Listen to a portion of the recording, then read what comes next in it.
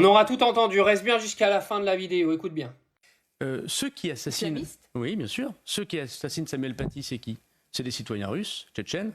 Quand j'étais ministre de l'Intérieur, la Russie, c'est des centaines de citoyens russes qu'elle ne veut pas reprendre. Je constate d'ailleurs que Mme Le Pen et M. Bardella n'attaquent jamais la Russie pour dire qu'ils ne reprennent pas leurs citoyens russes, tchétchènes, Ingouche. Ingouche, c'est celui qui a assassiné Dominique Bernard. Ils sont fichés S, ils sont radicalisés, ils sont islamistes, ils sont russes, il n'y a aucun doute là-dessus.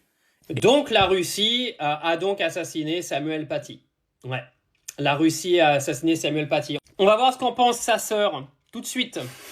Je suis stupéfaite d'entendre de la bouche de la porte-parole du gouvernement et donc également de Darmanin du coup que le rôle de la Russie est engagé dans l'attentat contre mon frère Samuel Paty alors que rien durant toute l'enquête n'a permis de faire le moindre lien entre le terroriste Anzorov réfugié en France et la Russie.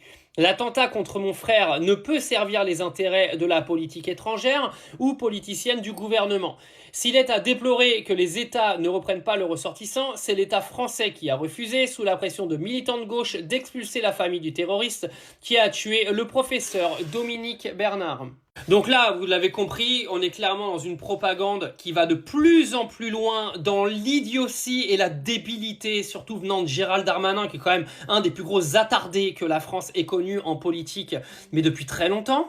Et ce mec-là est venu insulter la mémoire de Samuel Paty en venant expliquer que ce sont les Russes qui ont tué Samuel Paty. Non mais vous imaginez un petit peu ce qui est en train de se passer là? J'espère que vous ouvrez les yeux au fur et à mesure du temps. Vous êtes en train d'ouvrir les yeux, qui sont en train de mettre la Russie sur tous les fronts pour démarrer une guerre avant 2027. Vous l'avez compris ça, j'espère.